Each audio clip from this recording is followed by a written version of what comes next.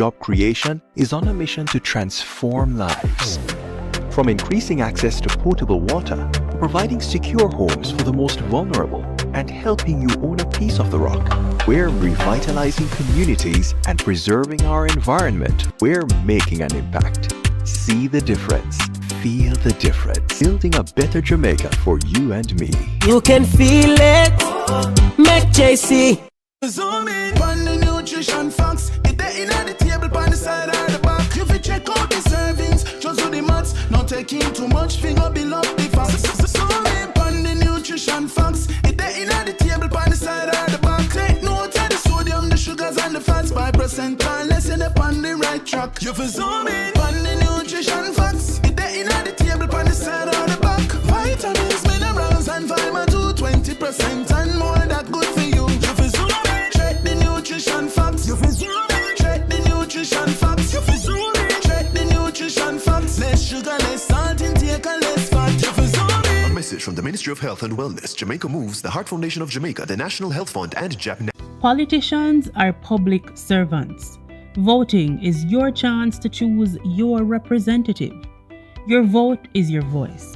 It's your ticket to the national conversation about our best interests. Your decision at the polls shapes our world. Find out where and how you can vote by contacting the Electoral Commission of Jamaica. Visit their website at www.ecj.com.jm or give them a call at 888-991-8683. Your voice matters. Your vote counts.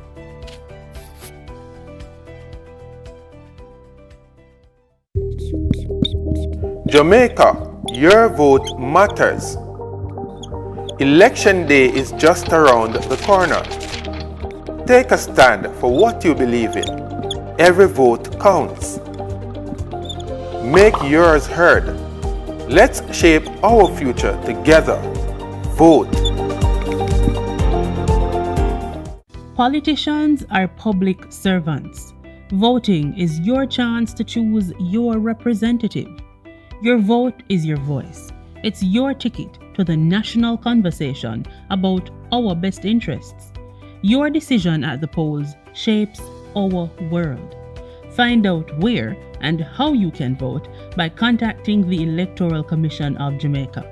Visit their website at www.ecj.com.jm or give them a call at 888-991-8683. Your voice matters. Your vote counts.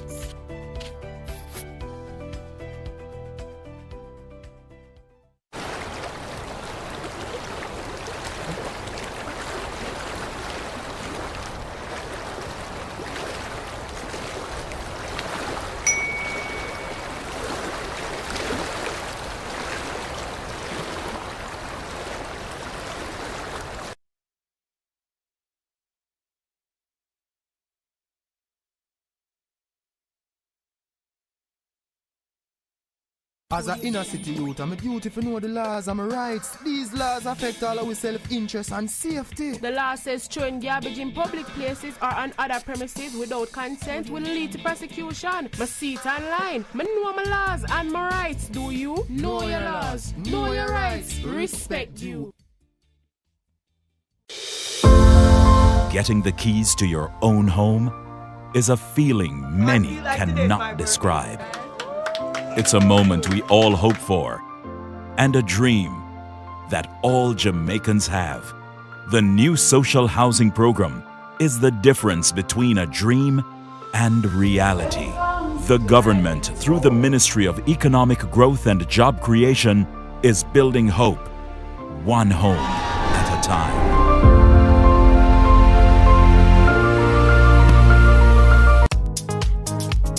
Attention registered voters! Remember to collect your renewed voter ID card before the upcoming general election. If you registered to vote in 2016 or after and did not get your new ID card, it may have been automatically renewed. Simply visit your EOJ constituency office to collect your voter ID card. Contact the Electoral Office of Jamaica at 888-991-VOTE or 922-0425-9 for more information. BGLC, the regulatory body. We regulate, you play without worry. We regulate, you play. BGLC, fair play when you play. For the fun of the game, you know where they are. BGLC, keep it fair for the player. You play the game and we are the rules that keep everything fair so the game play better. The Betting, Gaming and Lotteries Commission. We ensure fairness, integrity and responsible gaming practices. Keep the game fair and fun for everyone. We regulate, you play. The most common way to vote in Jamaican elections is to present your electoral registration identification card, also known as your voter ID. This is the manual process. Here's a guide on how to use your voter ID on election day. Step 1. Give your name to the presiding officer. Your name will be checked against the voter registration list to ensure you're at the correct polling station. Step 2. Present your voter ID to the presiding officer. Your identification will be verified using an integrity lamp. Step 3. You'll be asked to present your hands. Using the integrity lamp, your fingers will be checked for ink to see if you've previously cast a ballot. There is no heat in this process and the light will not harm you. If you do not have a voter ID, you'll verify your identity via questions and by completing Oath 11, the Oath of Identity. Once the ID process is completed, you'll be issued a ballot. Step 4. The presiding officer will instruct you on how to cast your ballot. Listen carefully as they explain how to mark, fold, and return the ballot paper. You'll be told the number of candidates, names of candidates, and the symbols representing each candidate. Step 5. Go behind the voting booth, mark an X beside the symbol of the candidate of your choice using the pencil provided. Do not use a pen, marker, or crayon to mark the ballot paper. A pencil will be provided for you in the voting booth. Only place one X on your ballot. Do not write your name, affix your signature, or draw any other symbol. Step 6. Return your ballot paper folded in the manner instructed. Be careful. If you expose your mark, your ballot will be declared spoiled. The presiding officer will call out the serial number on your ballot paper for it to be recorded. The counterfoil containing the serial number is then removed. Nothing on the ballot paper can be traced to you. Your vote is secret.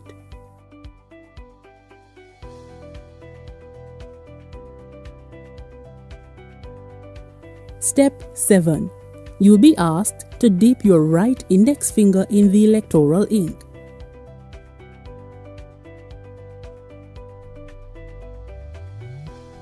Step 8.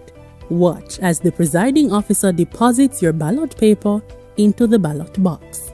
That's it. You successfully cast your vote.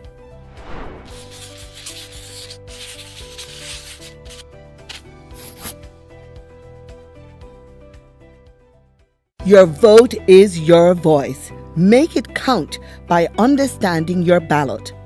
The presiding officer will instruct you on how to cast your ballot. Listen carefully as they explain how to mark, fold, and return the ballot paper. You'll be told the number of candidates, names of candidates, and symbols representing each candidate. Mark an X beside the symbol of the candidate of your choice using the pencil provided. If you're unsure about any part of your ballot, ask a poll worker or visit the Electoral Commission of Jamaica's website at ecj.com.jm. Remember, understanding your ballot ensures your vote is counted exactly as you intend.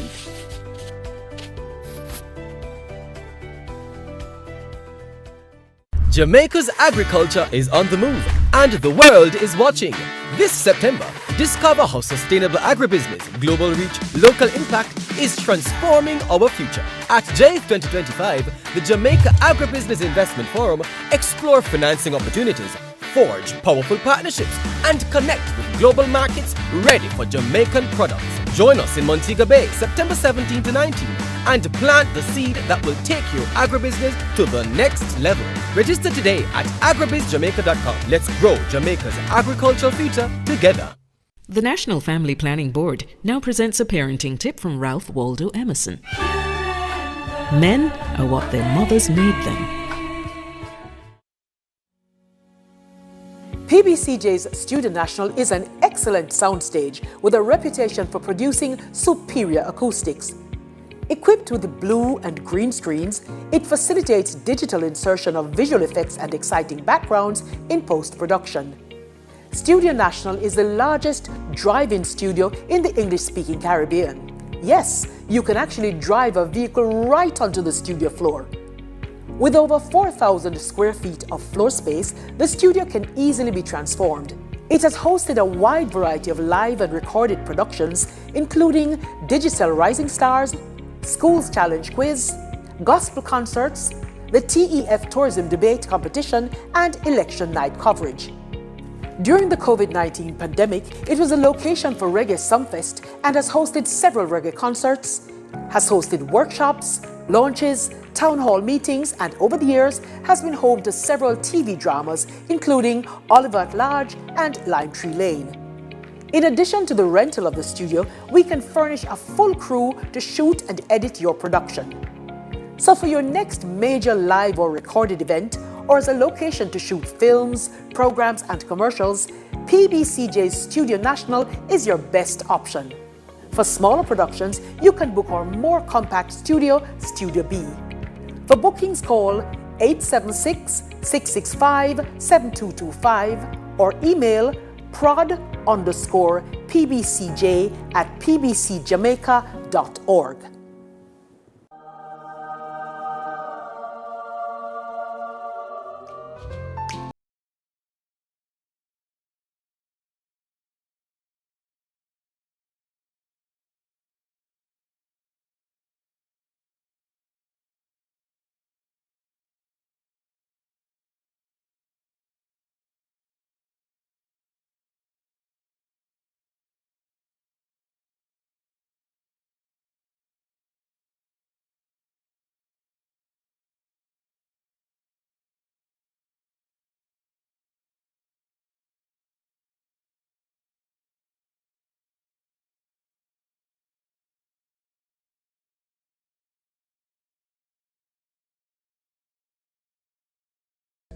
Jamaica's agriculture is on the move, and the world is watching.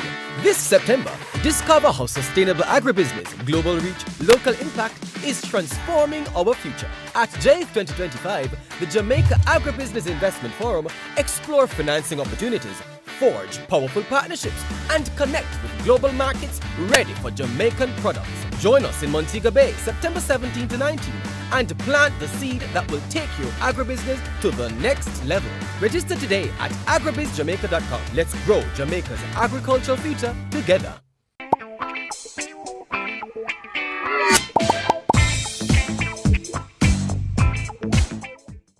Remember, gambling is just a game. Choose to gamble responsibly. Set a budget, avoid chasing losses, and stop gambling when you reach a money limit. For gambling help, call RISE 888-991-4146. A message from the Betting, Gaming and Lotteries Commission. Hey Jamaica! The general elections are constitutionally due in September 2025. Your voice matters, but voter turnout has been low. Let's change that. Get informed, get engaged, and go out and vote. Together, we can make a difference.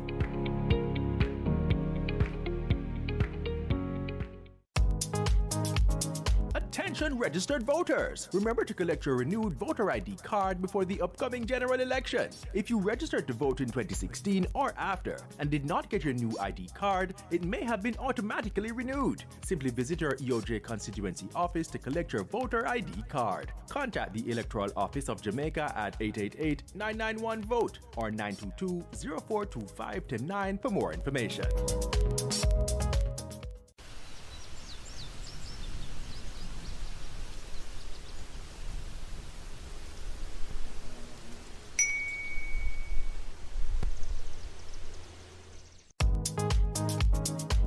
Attention registered voters! Remember to collect your renewed voter ID card before the upcoming general election. If you registered to vote in 2016 or after and did not get your new ID card, it may have been automatically renewed. Simply visit your EOJ constituency office to collect your voter ID card. Contact the Electoral Office of Jamaica at 888-991-VOTE or 922-0425-9 for more information.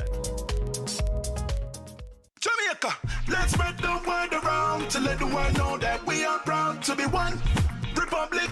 We on the road to republic. Well then, let's propel we nation moving forward in a new direction. True independence, that's the projection. No more dependency, it's the best plan. Yes, we know what's best for us, cause we want we country prosperous. So make we just pull together as the general public while on the road to republic. Jamaica, let's spread the word around to let the world know that we are proud to be one republic.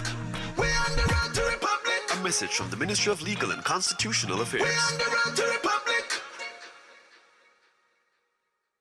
Most radio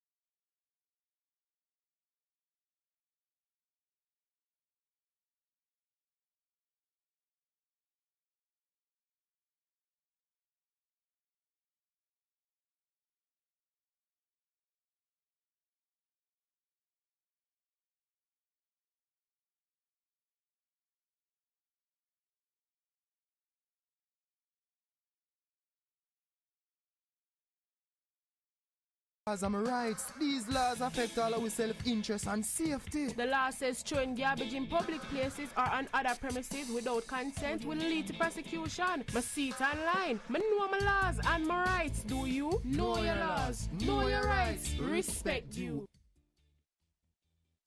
Hey Jamaica, the general elections are constitutionally due in September 2025.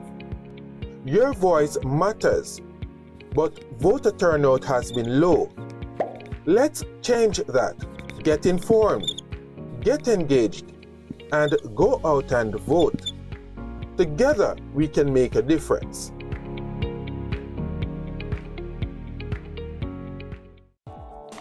Jamaica's agriculture is on the move and the world is watching. This September, discover how sustainable agribusiness, global reach, local impact is transforming our future. At JAIF 2025, the Jamaica Agribusiness Investment Forum, explore financing opportunities, forge powerful partnerships, and connect with global markets ready for Jamaican products. Join us in Montego Bay, September 17 to 19, and plant the seed that will take your agribusiness to the next level. Register today at agribizjamaica.com. Let's grow Jamaica's agricultural future together. As an inner city youth, I'm a duty to know the laws and my rights. These laws affect all our self-interest and safety. The law says throwing garbage in public places or on other premises without consent will lead to prosecution. Must see it online. I know my laws and my rights. Do you? Know your laws. Know your rights. Respect you. PBCJ's Studio National is an excellent soundstage with a reputation for producing superior acoustics. Equipped with blue and green screens, it facilitates digital insertion of visual effects and exciting backgrounds in post-production. Studio National is the largest drive-in studio in the English-speaking Caribbean. Yes, you can actually drive a vehicle right onto the studio floor. With over 4,000 square feet of floor space, the studio can easily be transformed. It has hosted a wide variety of live and recorded productions, including Digital Rising Stars, Schools Challenge Quiz, Gospel.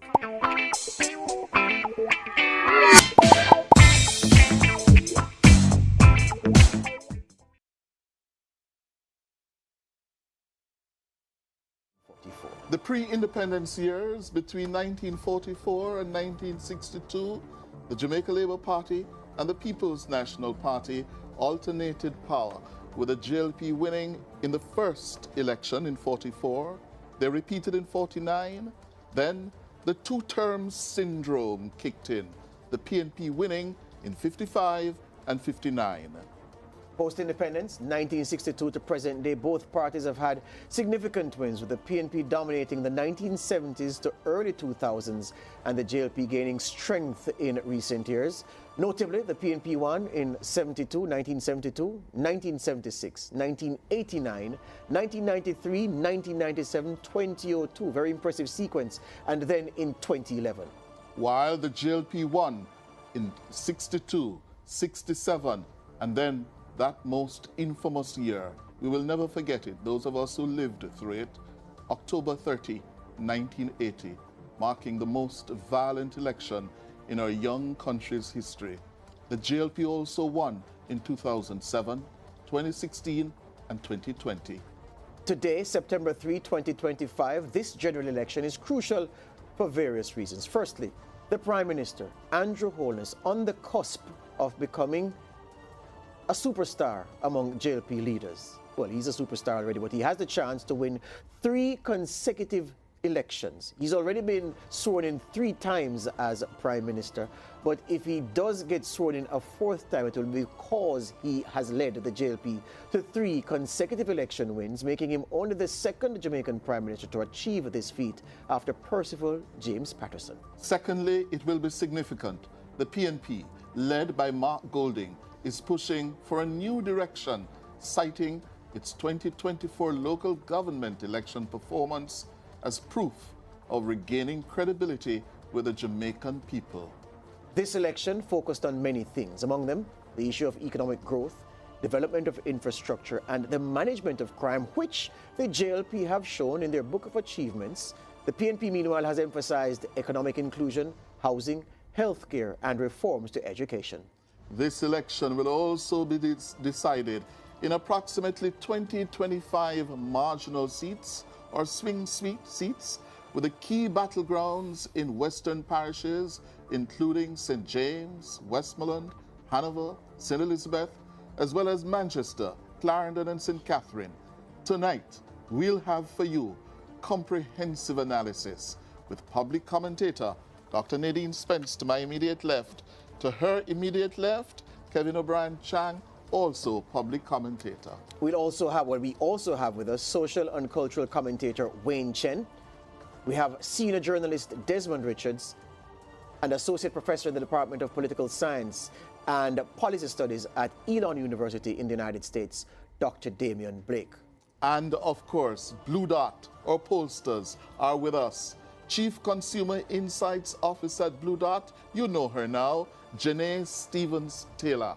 Blue Dot and consulting lead data scientist, Night Sky Data, Jahail Smith. They will help us to not only crunch the numbers, but also call the election. Janae Stevens-Taylor, what can we expect from you tonight? Good evening, everyone. From us tonight, we're bringing you the numbers. Simply put, we know that once voting wraps at all of the polling stations, counting will begin. And the Blue Dot Gizada staff smart board is how we're going to share those counts with the audience. And it's very interactive. So let's say we want to know what is going on in Northern Trelawney. We tap on Northern Trelawney. It's going to show us the total number of votes that have been registered for each of the candidates in that constituency. What you're seeing on screen now was from the previous general elections in 2020. So we have the board here that we now need to fill up for 2025. It is blank, it is not shaded any colors, because we are patiently waiting for that data to start coming in from the EOJ. And that's just one part of what we have to do. We also have our consulting data scientist here tonight, Jahail Smith. You're going to hear from him in a short while. But Jahail is allowing us to up the ante in terms of the analysis that we're going to be sharing with the audience. First of all, we're going to be able to really harness the power of the historical election data to be able to identify those key seats. You mentioned them in your introduction, Cliff, but those are those seats that are really keen to watch tonight, and we'll show you the results in those seats as they come in. We'll also be able to zero in on our weather vane seats, Cliff, from our poll. We know what they are, and to remind the rest of the audience who may not be aware, these are Western St. Mary, Southeast St. Elizabeth, Southwest St. Elizabeth, and we've been able to identify these because they vote with the winner every time. That we got from the historical data. So we're going to be using all of that information to really share comprehensive insights and follow the numbers as the boxes are counted and closed. And Jahail, you're going to be producing for us tonight a predictive model. Tell me about that modeling. Right, so the history can only get us so far. We must look forward, and to look forward and predict, we have used the latest Blue Dot poll to augment the historical facts in order to come up with predictions and projections for seats. And so we're looking forward to see what can happen tonight as the counts come in. Thank you, Jahail.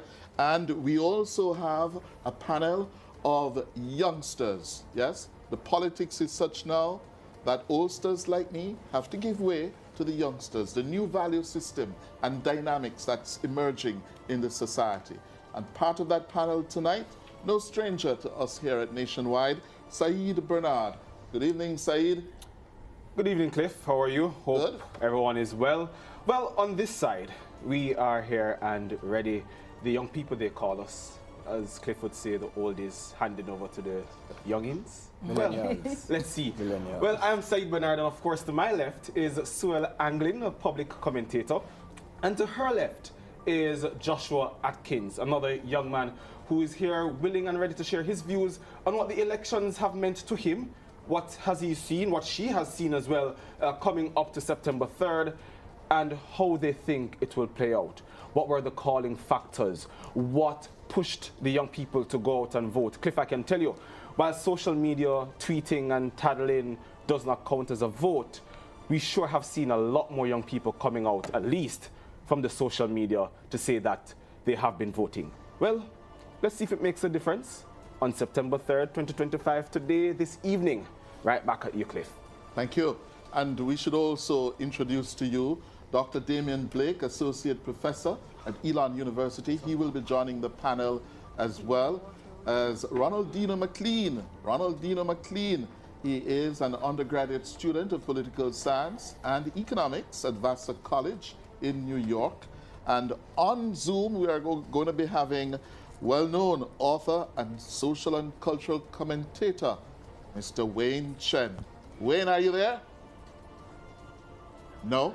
No sign of Wayne yet, but Wayne will be joining us. And of course, Sandre Roden will be alternating with Saeed Bernard. George Davis, you have been talking about your new surroundings, your set, yeah? Tell us about it, and I hear we have something called augmented reality, AR, tonight. Yes, indeed. So I must, the viewers may be wondering why. Oh, there it is, augmented reality. Oh, see them there? The millennials and the thing are gonna laugh at you. Saeed, you can't see from here. You have to look at the screen up there to see. Yeah, but so this is. So you need to explain to us what is augmented reality with these two men. So let me start with the set first. I mean, it's spacious. It's airy.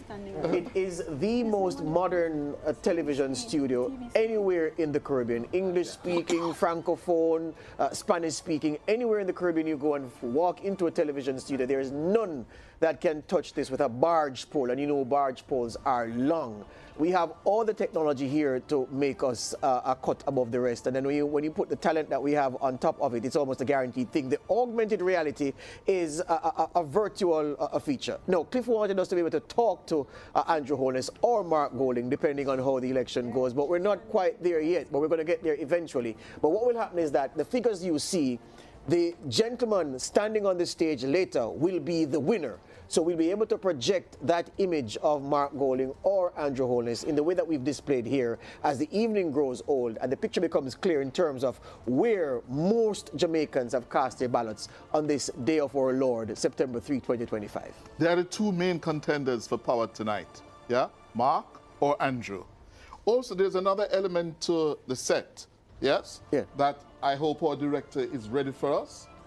If we were to say the JLP's candidate in central Manchester, Rhoda Moy Crawford, has won. Yes. Has retained her seat. Yes. What will happen? Well, what will happen is that Rhoda Moy Crawford, well, we'll Here have... it goes. Yes. You notice what is happening? It's turning green. The lights. Yes. The lights. So if you look at under the Revo TV sign, because I know some of you maybe, there's so many colors, so it's hard to pick up, Cliff. So look at the studio. That's it.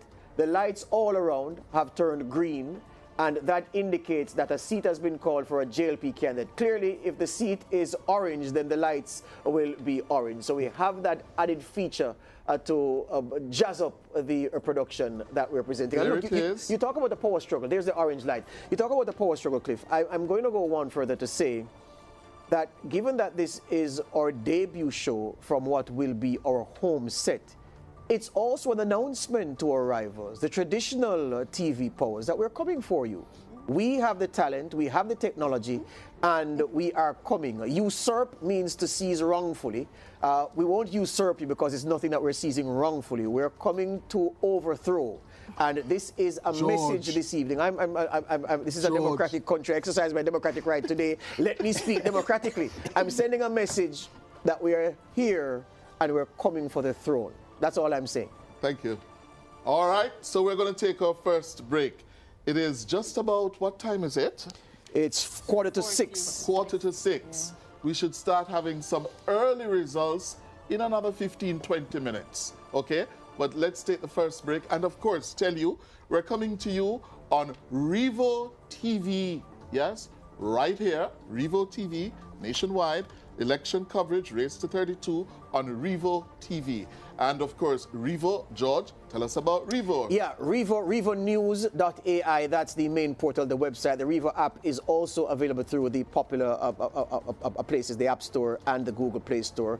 Revo is revolutionizing how you digest your news content, how you consume content. It is AI doing what you've seen AI in other people's videos doing. We are the first to introduce it. It's one of the kind in this hemisphere. Nobody can touch this, again with a barge pole, and it just makes the news offering so much interactive. Rather than being on a physical website, clicking away, clicking this, clicking that, you can ask Revo to read the news for you in the voice of Cliff Hughes. Soon we'll be adding other of your favorite journalists to read each news story for you. If you want some history, you say, okay, Revo, tell me about Hurricane Charlie in 1950. It can do that. If you say, Revo, tell me about what happened with Louis Galdi in that famous earthquake in Jamaica, it can tell you what happened to Louis Galdi and how he survived, how the sea swallowed him up and spat him out. If you say, okay, how many people died in Hurricane Gilbert? What time did Hurricane Gilbert start affecting Jamaica in 1988, September 12? It can tell you that. It is revolutionizing the way you consume information.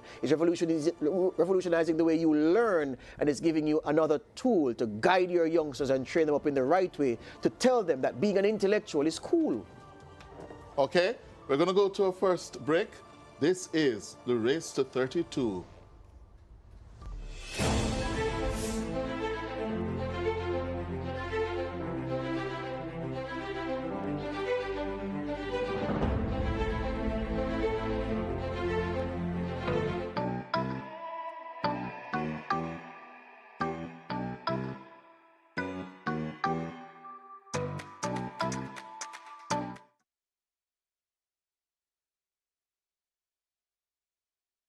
Discover how sustainable agribusiness, global reach, local impact is transforming our future. At JAIF 2025, the Jamaica Agribusiness Investment Forum, explore financing opportunities, forge powerful partnerships, and connect with global markets ready for Jamaican products.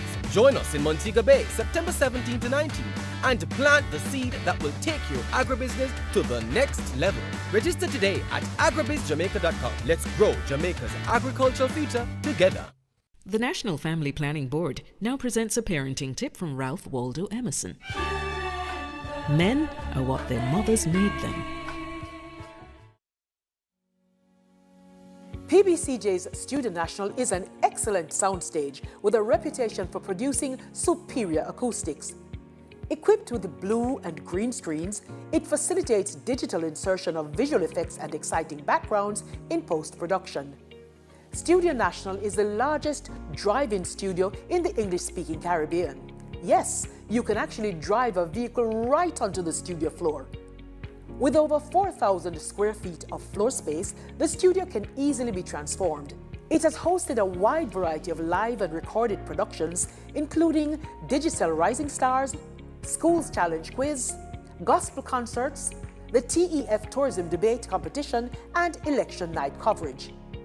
During the COVID-19 pandemic, it was a location for Reggae Sumfest and has hosted several reggae concerts, has hosted workshops, launches, town hall meetings, and over the years has been home to several TV dramas, including Oliver at Large and Lime Tree Lane. In addition to the rental of the studio, we can furnish a full crew to shoot and edit your production. So for your next major live or recorded event, or as a location to shoot films, programs, and commercials, PBCJ's Studio National is your best option. For smaller productions, you can book our more compact studio, Studio B. For bookings, call 876-665-7225 or email prod_pbcj@pbcjamaica.org. BGLC, the regulatory body. We regulate, you play without worry. We regulate, you play. BGLC, fair play when you play. For the fun of the game, you know where they are. BGLC, keep it fair for the player. You play the game and we are the rules setter. Keep everything fair so the game play better. The Betting, Gaming and Lotteries Commission. We ensure fairness, integrity and responsible gaming practices. Keep the game fair and fun for everyone. We regulate, you play.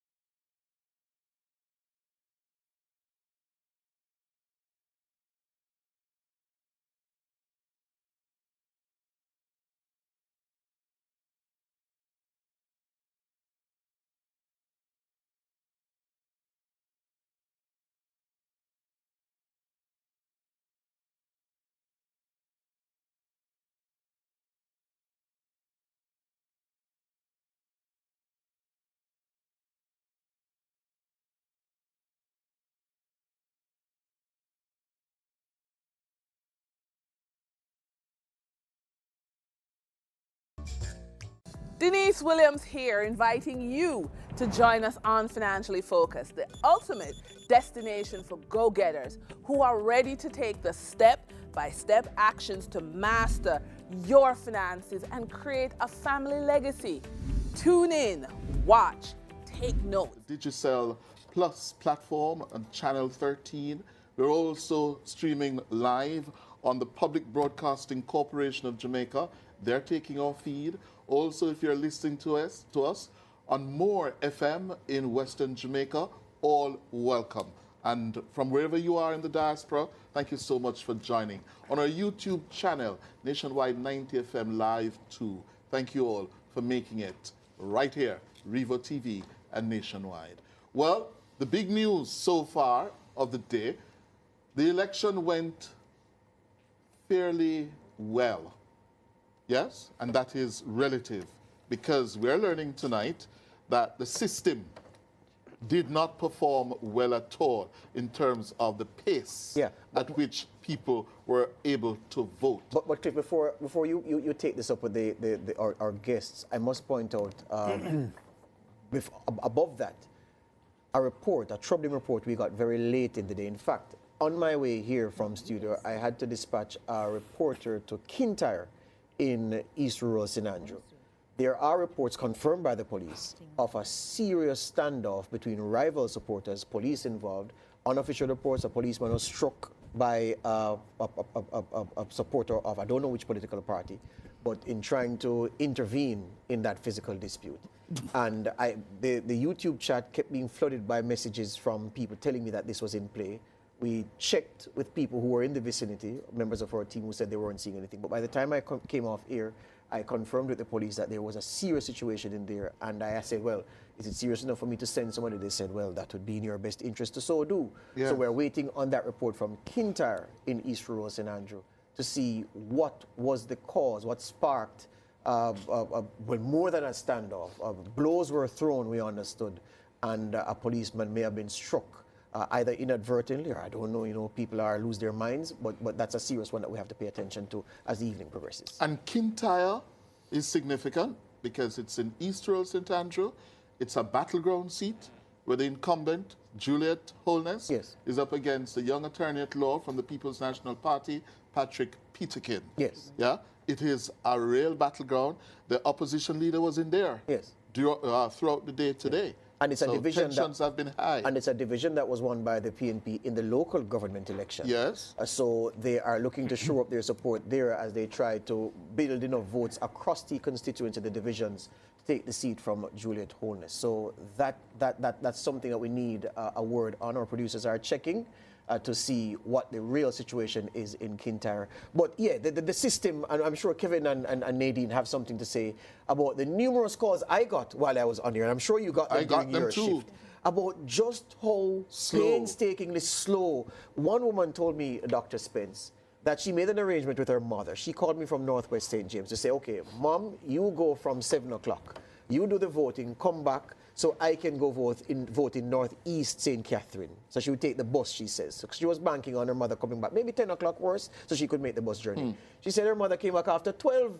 The woman was in the line for almost 3 hours waiting to vote at PD 32 in the Rosemount Community Center in Northwest St. James. Just one of a litany of complaints about slow voting. Yeah, I've been seeing the complaints. People have been in WhatsApp groups talking about standing in line for over 2 hours. Just some people talking about the election day workers seeming to not be able to manage the crush or to give the instructions with enough clarity or to move the process along quickly rather, about the electronic voter identification Which had to be abandoned in at least one constituency because it was holding up the process. Yeah, not going as well as people expected it to be. So I think I heard one particular person describe, you know, when we were expressing concern about low voter turnout, saying it wasn't low voter turnout yet, it was slow voting that was perhaps impacting the scale of the voter turnout. So it has been concerning. Yeah, but looking at the numbers, we reported at 5 o'clock that at 3 o'clock, according to the EOJ, the turnout was only 30%. Yes. Right.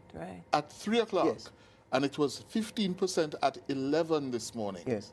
So it means that unless there's been a surge between 3 and 5 or now, it seems as if we're going to be just above where we were in 2020. Well, I calculate, Kevin, that it will be above that because 2020 was 37% thereabouts. 37.8. Yes, they're approximately 38. But the experienced watchers will tell you that between 2 and 5 is when the bulk of the voters come. And then you'd have, in some cases, which is unacceptable, hundreds trapped in the line at the 5 o'clock cutoff who have to be facilitated. And we were having a casual conversation earlier, Kevin, and we were talking about the voters list and the tidying up that needs to be done. But more importantly, what happens at the booth? There must be a way to streamline what happens at the booth because it's counterproductive. Well, let me give you some figures. In 2020, there were 724,317 votes. So if you look at the EOJ list and the 30.41% of the 2,077,000, at 3 p.m., 631,859. So about 80,000 less, 93,000 less, and 2 hours to go. So it should surpass 2020. But I think a lot But you know, I keep telling people they're focusing too much on the registered voters. It's gone up massively, but a lot of those people only want the ID. So they keep talking about lower turnout. If you look at the history of Jamaica, on average of 31% of the population has voted since 1944. And I mean, the population age ups and down, right? We know that. But the only time we've gone above, we touched 40% once, once. And guess which year that was? 1980. You mean 80%? 40% No, he's of the populace. on the population. Not on the registered voters. Right. Population. Right. Because of 40% of the population voted in 1980. Right? But the average throughout our 8 years is like 31%. And a huge percentage of Jamaicans have never voted.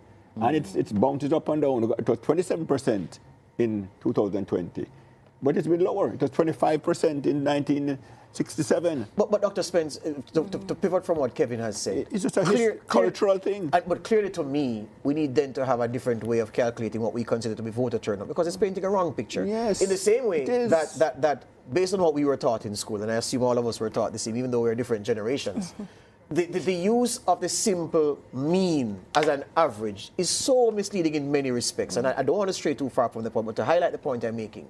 In cricket, for instance, a man would have played, or a woman these days, would have played 100 matches, and you say their average is 53. Which, what it is saying to you is that each time this person goes to the wicket, they are likely to make about 53 runs, which is wrong. The average that you need to use is the mode. What is the score that they've made most frequently? So I'm saying that that difference in how you calculate this thing is necessary, because as Kevin said, and I really agree with that point of view, if you have 2 million plus registered voters, and then at the day you say, oh, voter turnout was 38% and this is the problem. That's not the problem. So you calculate the number of people who are actually on the voters list, who intend to vote, who actually go and exercise their franchise. Right. Not a man or a woman who registers to vote because it's the only form of legitimate identification that they have in their possession. I'll give you another statistic. In 1989, 45% of the population was registered to vote. In 2020, it was 70%. So this number has gone up significantly. But who says they all want to vote? No, most of them want the ID. I appreciate that argument as well. That in the it's the ID they want. It's, you know, we were having a conversation earlier, and we were saying, you know, with needs, you know, when needs becomes active, with so many people register to vote, if it is that what people want is a national ID, and if it is that voter registration, what we're talking about, what you're essentially saying, George and Kevin, is that voter registration is not an indicator of voter Absolutely intent. not. It's No. not. And what we are seeing more and more is that for a number of Jamaicans, this is not the case. Yeah. I also believe, perhaps because I have seen democracy. I remember some years ago I was in Prague, and one of the conversations that we were having in that is how the young people in Prague, present day, had totally turned their backs on the revolution and were not voting and had taken the revolution for granted. I had been in South Africa where that conversation was being had as well, about how as time progresses and as we move away from the point of the critical change to democracy, people had become kind of you know, just not interested in that part of the democratic process, which doesn't mean they're not interested in the democracy. They find voting a problem. So the question is, in this day and age now, what are the ways we imagine voting so that people do not feel as if they have to go stand up at a polling station in a long line for 2-3 hours? But another part of it, lady and gentlemen. That's an exaggeration, you know. How? A few people, a few places that had to stand up a long time. I can bet 95% of the places it was not long lines. We should not exaggerate the few difficulties. No, but Kevin, I had to wait more than 5 minutes hold on, to vote. no. Remember, we are front-facing, interfacing with the people who have these frustrations, and I'm telling you. I'm not saying it's not important. No, but don't paint the wrong picture. I appreciate the clarification, but it is important. But here's another part of it. The fact of the matter is, voting, even for some of us who are experienced campaigners, voting is still an intimidating process. And when you have election day worker inside the polling station who is first time, perhaps nervous, aligned with someone who is not as sharp as many of us, didn't have the ID, wants to be told slowly how to do what to do to make sure that they're getting things right, and the things have to be explained and everything else. This also retards the progress of how the vote. It can't be a disagreement. That's not an opinion, Kevin. It's a fact. I took my daughter today for the first time to vote. It took her 5 minutes. That's your daughter, Kevin. I'm saying, what about a 53-year-old man who can barely read? And that's real. When you talk, Kevin, when you talk to people who work inside these offices, we have a presiding officer in our newsroom who's a former journalist, a former presiding officer. These are the stories they tell you about people coming to them, and you have to take time and walk with them through the things. George, all I'm and saying the people is, who are the swearing and the attest and the affirmation, it takes time. It's a fact. All I'm saying is, and I heard Horace Chang on this yesterday, the journalists, we have a wonderful democratic system, and some journalists, some people like to point out the 5% errors in a 95% good system. Yeah. Let us acknowledge the goodness of the system first. But the system is not. I went there today to vote, 2 places, me and my daughter. Yes. It was wonderful. Yes. No free and easy. But that is counterbalanced by the people who went there and yes, sir. And I'm thinking maybe 5%, about 5% more than that. It's more than that. It's just by our unscientific side. It's more than that. The few people are going to complain. The 95% are not going to complain. Yeah. Don't paint the wrong picture for the public. Kevin, it's not a wrong picture. It's a real thing. The 5%, the 5%, yes. Kevin, is this how it's going to be tonight? But Cliff, hold on, Cliff. Let the point be made. Let the point be made. Kevin, you do not have the benefit of the interface that we do directly, cycle after cycle. You don't hear these messages repeatedly. So I can understand why you want to water down the complaint. It is a real thing that the interaction inside the polling stations, especially from those who don't have their IDs. Why do you think the EOJ is at pains? They send a clutch of press releases encouraging people to pick up their ID. Go to the EOJ officer and regulate yourself, because they know the difficulty that causes on election day. Those are facts. It's not my opinion, sir. And why don't people pick up their IDs? Because they can't be bothered. Why have I not picked up mine since So when I go there, I'm lazy and I go there and have to wait in line. Whose fault is it? Picked up my ID. Exactly. Yeah, because and most Jamaicans are like you. Yeah, and hence the long lines. And whose fault is it? You're agreeing with me. It's a lazy Jamaican's fault, not the EOJ. Professor Damian Blake. If they want pick up IDs, Kevin, whose fault is it, Judge? Time. Which one should I say? Professor Damian Blake and Wayne Shed are online. We're introducing both those gentlemen to the discussion. Professor Blake, my friend, good evening, sir. Good evening, George. Good evening, Cliff. Hi, Wayne. And your other panelists, Dr. Smith. Good evening. A robust discussion here about voter turnout. I think from what I've been hearing, I think that the problems with the identification, and so if you don't have an ID when you go in, you have to be fingerprinted, you have to do this swearing, this oath, and all of that. Those things slow down the process. But I think the larger point, though, is that voter turnout rates across the world have been plummeting, right? That's a kind of a global thing. Yeah. And, political scientists have been trying to figure out what it is. I think that it's the moment, we're in a moment now where a number of other things are pulling at the kinds of attention of people, particularly younger people. So I don't think that Jamaica is on a boat by itself, that globally there tends to be a decline in voter turnout rates. Interestingly, the higher rates in voter turnout are on the continent of Africa, so places like Rwanda. Australia is kind of an outlier because they have mandatory kinds of voting there. But, I think to put it in context, I think that, it's a global thing.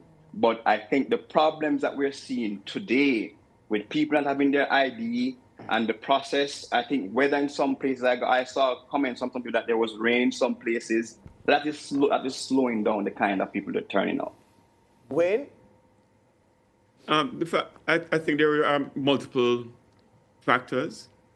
Kevin made an excellent point earlier, which he has made before, that as a percentage of the population, that the number has not changed much over the years. There was a dip in 2020, the pandemic election, and there was a spike in 1980.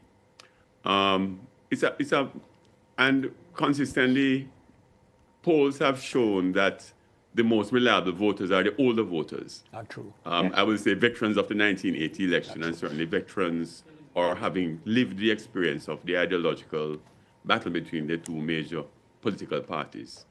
But among young Jamaicans now, there is a sense of complacency/apathy, that they don't really see any great distinction between the two political parties. So it would have to come down to popular candidates, and you see that in some constituencies where voter turnout is actually quite high, and you can tell that there are local factors involved.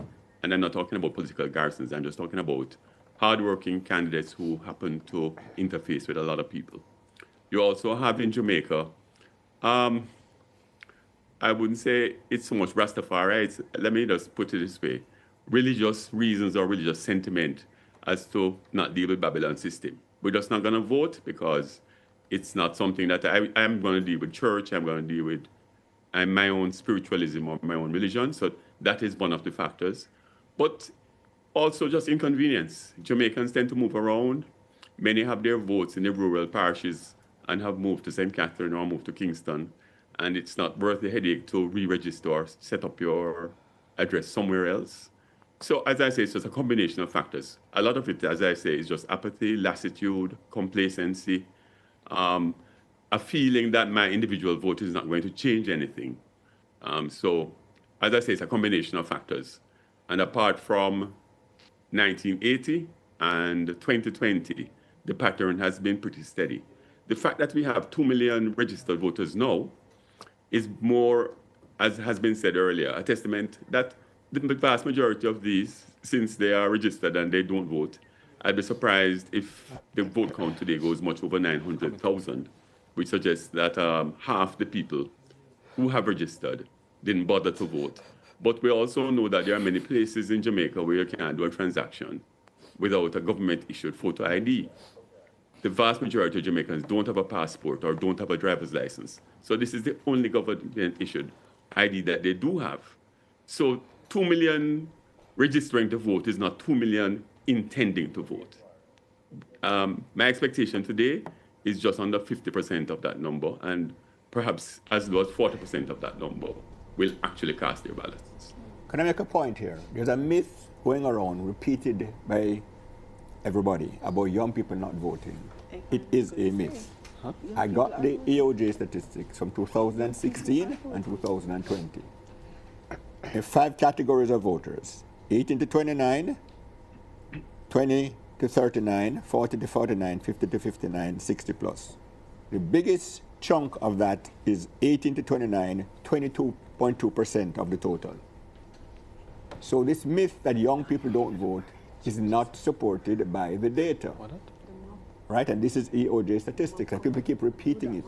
Young people... No, the real question is not whether it comprises 22% of the total, you know. What percentage of that demographic actually voted? They've about 80%. If you compare it, older folks vote slightly more. Maybe 20% more and 20% less. But then there's not a huge gap. So the myth that young people don't vote is a myth. It is not supported by the data. No, we didn't say young people don't vote, you know. We said that the most reliable pool of voters, and that is both. Yeah, but the biggest chunk is the young voters. And the data. The biggest chunk is the young voters. All right. And I'm saying is, could we call a call out on this now? Because do we have early results, Jenny? Do we yes, have? we do. The map is lighting up. The map is lighting up, and this is what we must focus on for the next hour, hour and a half. Okay? What are the early results? We have Jenny. All right. So if we're looking at my map here, we're seeing some colors filling in on the screen here. To the viewers, where you see the color, that indicates the party that is ahead at this time. Now, this is very, very early days. So starting in the west, we have numbers coming in from Westmoreland Eastern, just a few boxes counted, and really only 6 votes separating Dayton Campbell from the JLP's candidate Daniel Lawrence in that constituency. So we're very, very, very early on. But do we know how many boxes those are from? What numbers? Or what percentage of the vote? Like how many votes? That's not being registered just yet, but we can have an update for you the next time we how many go votes to is the it map. for each? Right, so in that seat there, 259 votes so far for Dayton Campbell, 253 so far for JLP's Lawrence. So early numbers coming in from that constituency there. In St. Anne Southeast, we're also getting some numbers there very, very early. This is just 1 box. So we're seeing 44 votes for the PNP candidate Russell and only 9 votes for the JLP candidate there, Peart. All right, if we go a little bit further east, all the way east to St. Thomas Eastern, we're also seeing some early numbers coming out.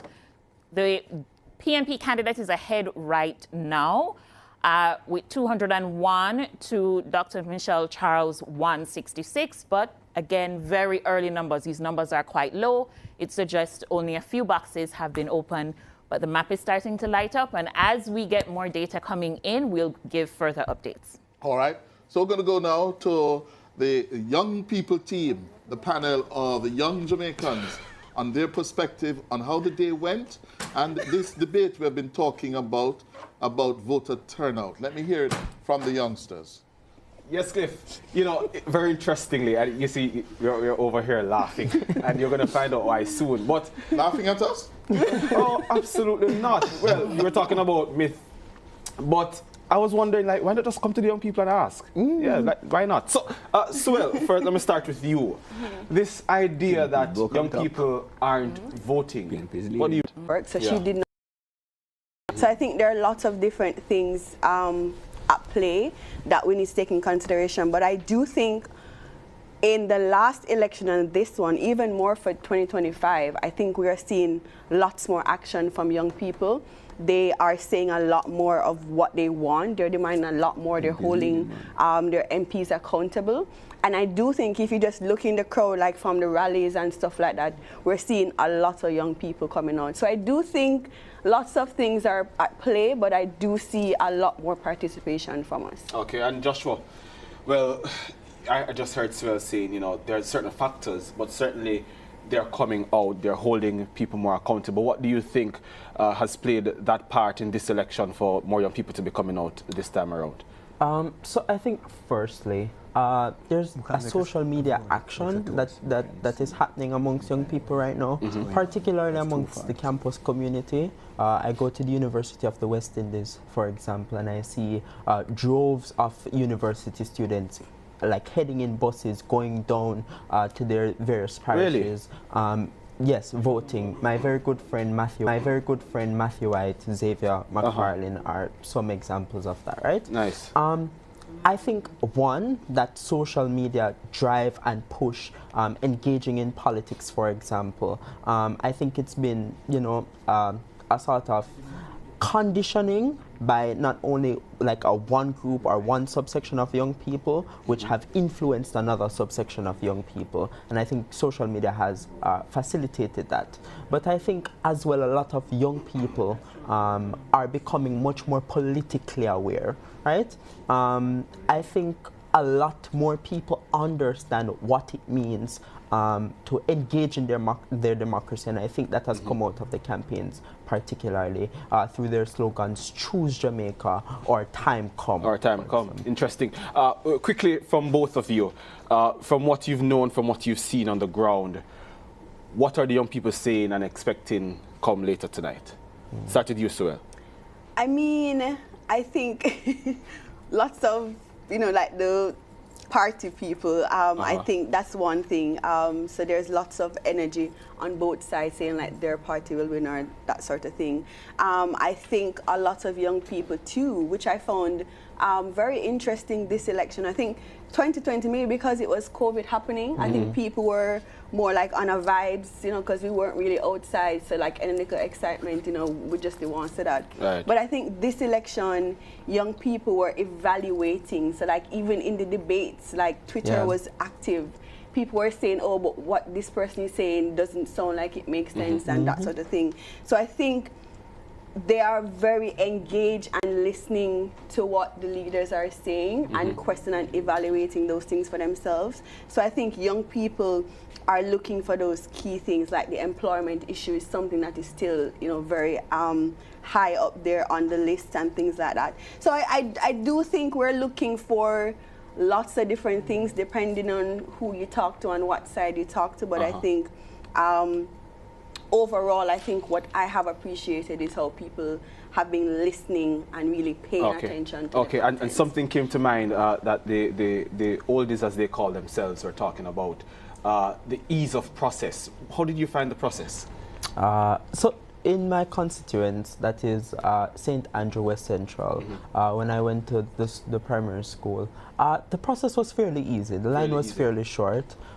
It wasn't cumbersome at all, at least in my experience. Very well. Well, so here you're hearing it, ladies and gentlemen. The young people have begun speaking. They're saying, well, there are a lot of issues at the forefront of the minds of people: employment, income tax, finances, the economy. A lot of people are thinking about healthcare. But you're also hearing that, well, the process, it was smooth, it wasn't cumbersome, somewhere in and out between 5 to 10 minutes thereabout. So let's see how things unfold. But what you're getting so far is the young people have been coming out to vote.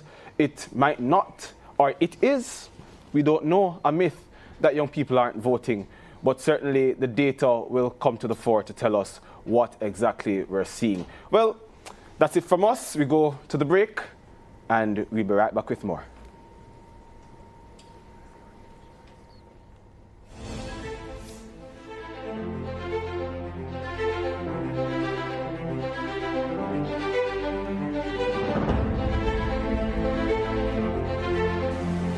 This has to be the best. Getting the keys to your own home is a feeling many cannot describe. It's a moment we all hope for, and a dream that all Jamaicans have. The new social housing program is the difference between a dream and reality. The government, through the Ministry of Economic Growth and Job Creation, is building hope, one home at a time.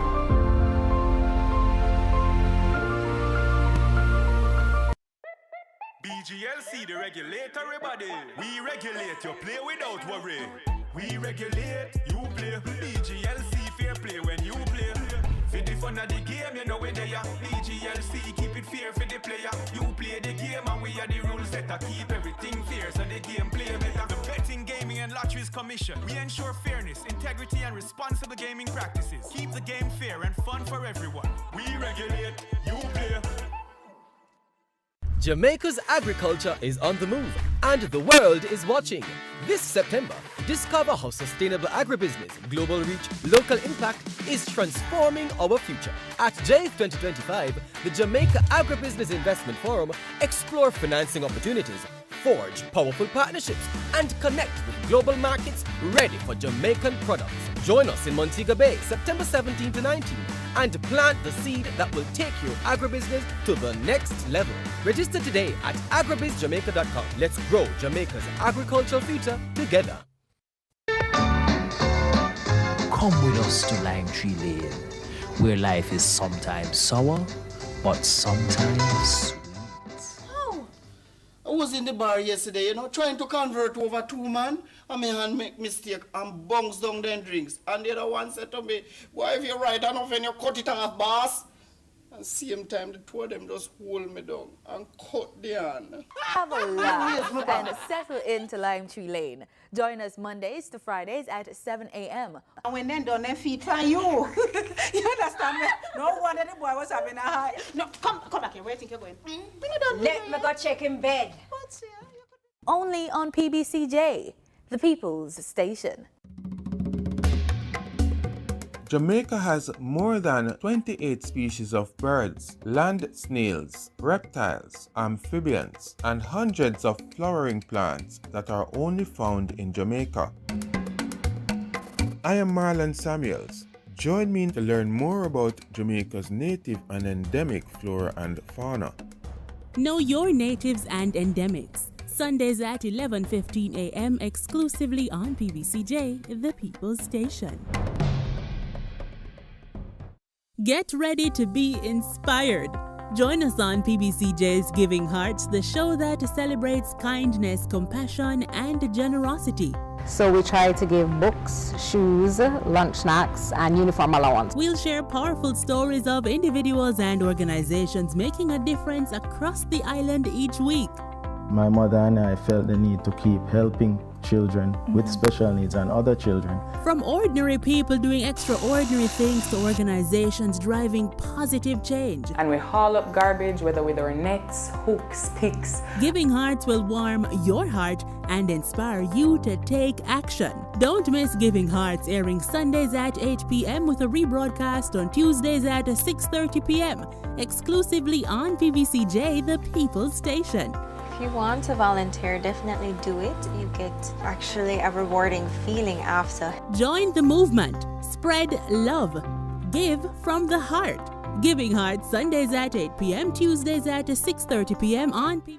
Welcome back. It's 25 minutes after 6, and we have some results of the 2025 election. Some preliminary counts are coming in from the EOJ's dashboard, and let me give you a couple of those. St. Andrew West Rural, only 5.7% of the votes counted. So bear that in mind, okay? Only 5.7% of the votes counted in West Rural St. Andrew.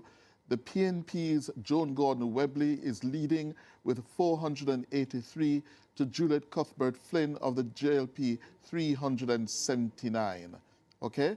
So that's in West Rural St. Andrew.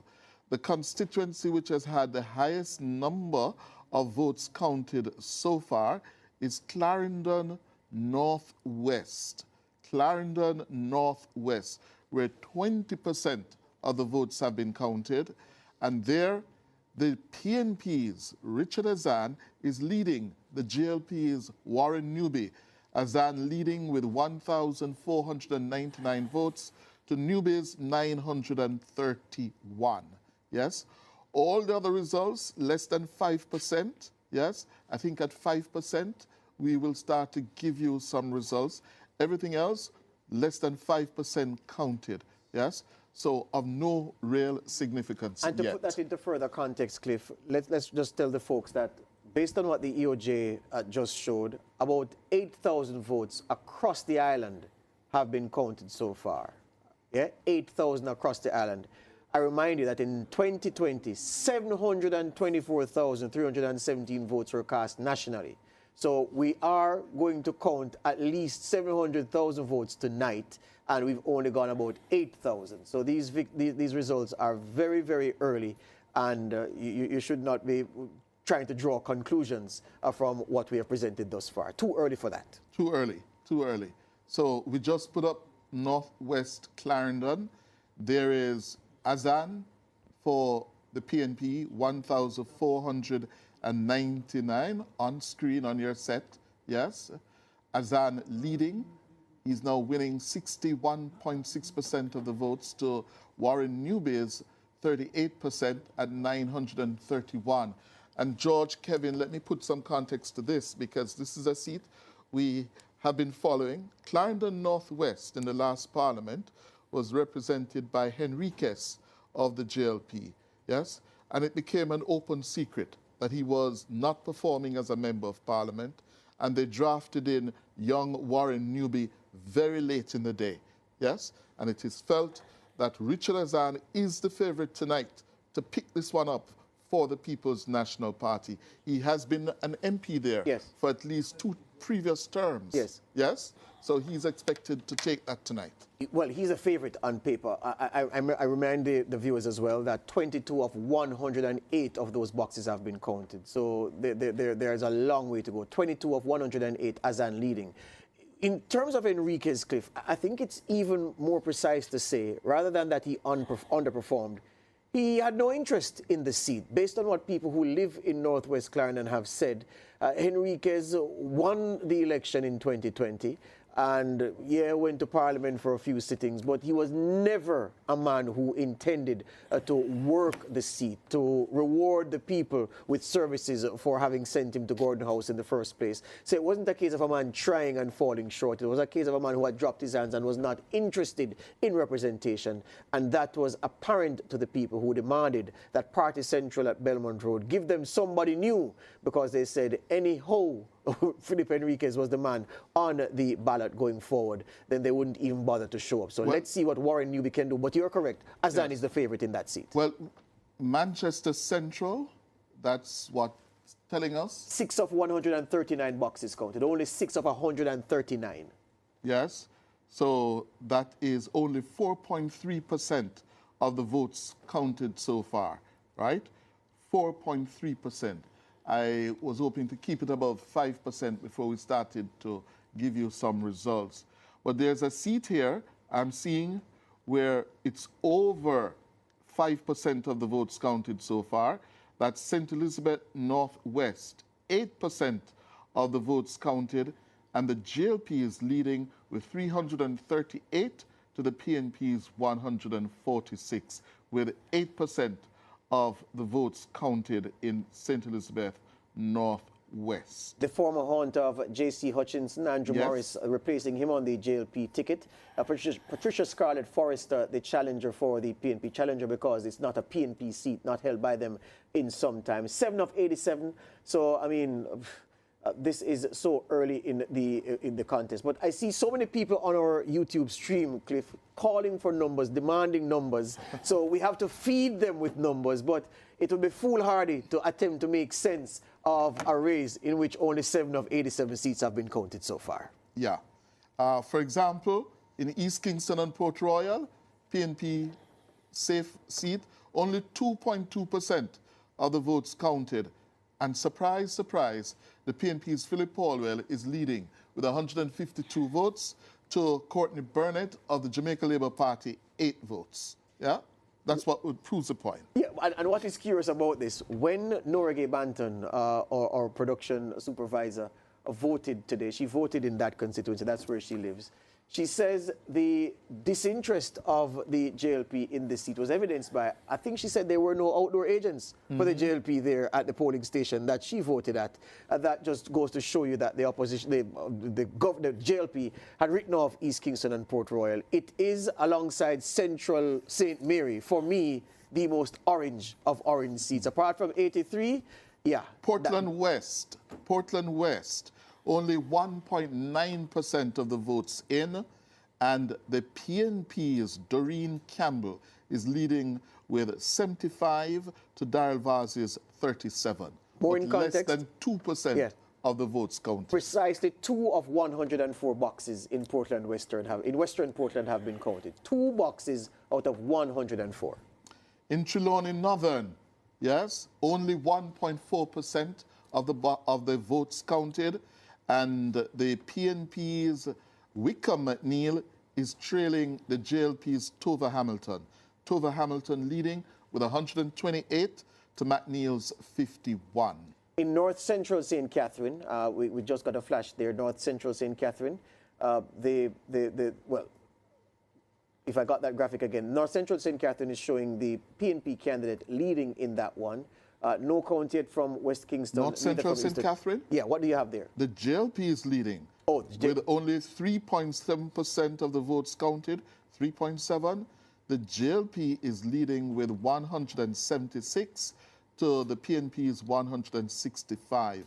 This is Natalie Nita Garvey's seat, yes, that she's expected to carry comfortably. But with only 3.7% of the votes in, the JLP is taking an early lead, but that, as I said, we've been saying, no trend yet. No trend. Yes? Okay? And in St. Catherine South, that is Fitzjackson's seat.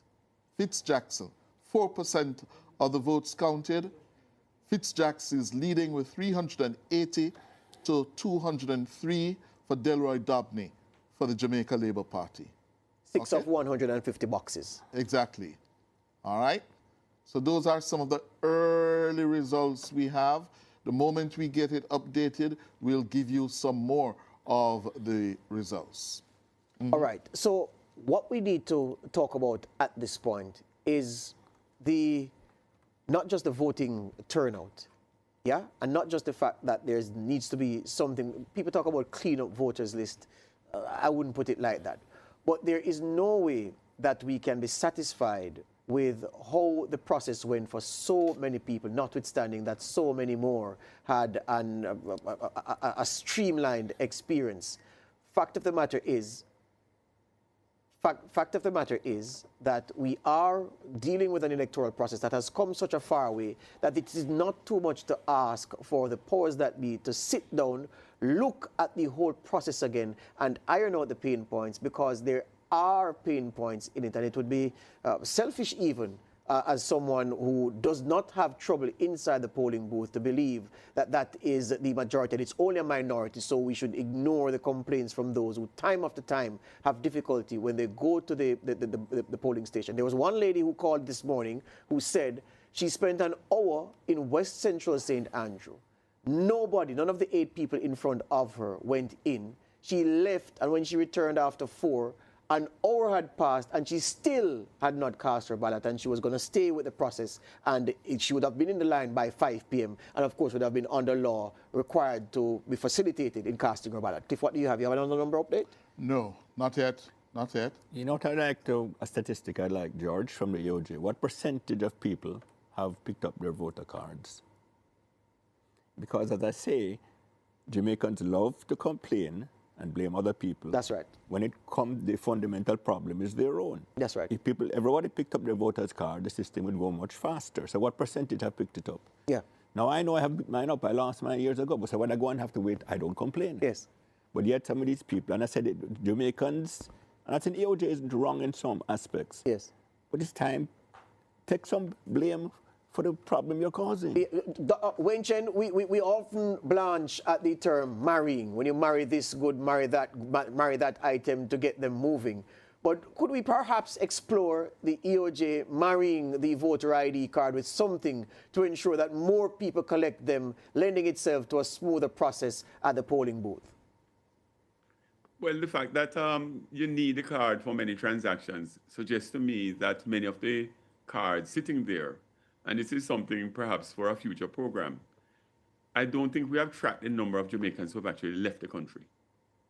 When I travel in the Eastern Caribbean, I see far greater numbers of Jamaicans there than any official figures suggest. And I suspect that the number in other jurisdictions tends to be high. Also, I adverted earlier to people leaving the parish of origin, whether Manchester, where I am sitting down now, and moving to St. Catherine or Kingston or St. James more and more for work, and just not bothering to go back to the local office to pick up the card. So it's multiple reasons. I think successive governments have done what is necessary in terms of requiring a government-issued photo ID for certain transactions. And if that is not sufficient spur, I don't think there's much else you can do at this point. Now, when we transition to the NIDS, the National ID card, all of this discussion will become redundant. Professor Blake? Yeah, I agree with Wayne that, marrying with the NIDS is going to clean up a lot of that. But I'd like to talk a little bit about civic engagement. I think that there needs to be a kind of relook at civic engagement writ large. Because if people have the IDs and they don't pick them up, they went through the process of trying to get them, they didn't pick them up, right? Then that is saying to me that there's something deeper than just getting the IDs, that the civic engagement, the act of actually going into the polling area, there's a disconnect there. And so, both political parties, they do a lot in terms of their campaigning and they're drumming up support in the base. But, there needs to be, I think, a more sensitization around the value of civic engagement and people's kind of responsibility in being a part of the political process. And on the youth panel, they talked about the different ways that young people, for example, are engaging in politics, right? And with social media, they are letting their voices heard in those kinds of ways. But the way that really matters is actually casting the ballot. And I think that, education, I think, academics, the school system, that we all have a role to play in going back to that old school fundamental civic engagement. We have to do that.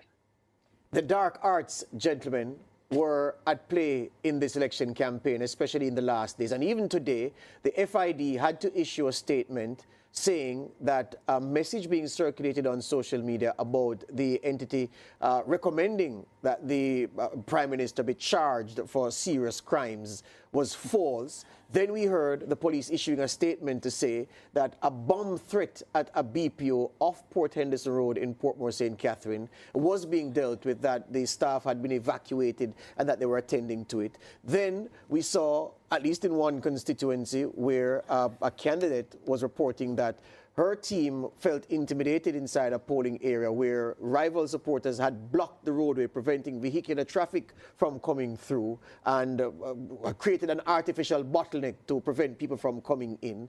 Then you had a series of coordinated bomb, which they turned out to be bomb hoaxes late last week as the security forces and election day workers went out to vote. Given where we are coming from, should we be concerned about the dark arts rearing their ugly head again? Or given where we are come from, where the violence was rampant, especially in the 80s, we should look at this and say, well, this is tame compared to what obtained back in the day, so it's not necessary to pay it much attention. Wayne, I want to hear you first. Any sort of mischief like this ought to be condemned and certainly removed from our electoral process. But it's really petty and mild stuff compared to what has happened in the past.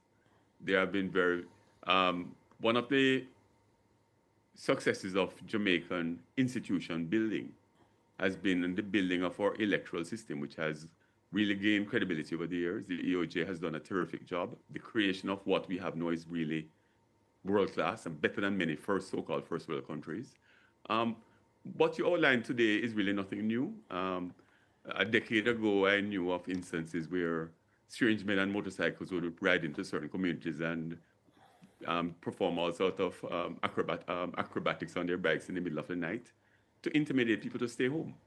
People would be, intimidation I don't see today at the same level as I would have seen 40 years ago. Nowhere. We haven't had any instances of violence, people being attacked or harmed for their political views or their voting patterns. In fact, this election, 2025, I've seen more people in orange and green mingling on the road than I've ever seen in any general election in this country. We have matured terrifically as a country. And the little, sorry, I don't want to minimize what you have said in any way, George. But over the years, I've spent time almost as a confessor to hear some of the tricks that political activists of all stripes have done over the years. I've heard people laugh and remember how they sabotage a whole political party's communication system by literally chopping down antennas and destroying. This is pre-cellular phone days. Yes. So the sort of acts of sabotage that I have had people tell me about directly, the acts of intimidation, the acts of violence, because I've interviewed many, many Jamaicans over the years. This generation of young Jamaicans would not have any concept of where we are coming from, apart from hearing about it in the historical context. But what I saw today, and I drove around quite a bit, was a lot of intermingling, a lot of camaraderie on the road, which is really, really good. I mean, as somebody who has been in the witnesses process since 1972, it's the best I have ever seen it.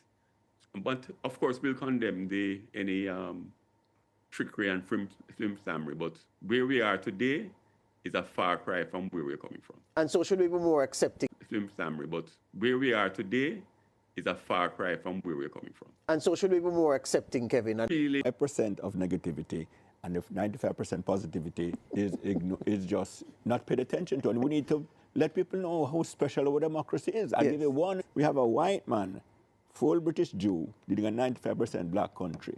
And it's not even thought worthy of comment. Nobody considers it an issue.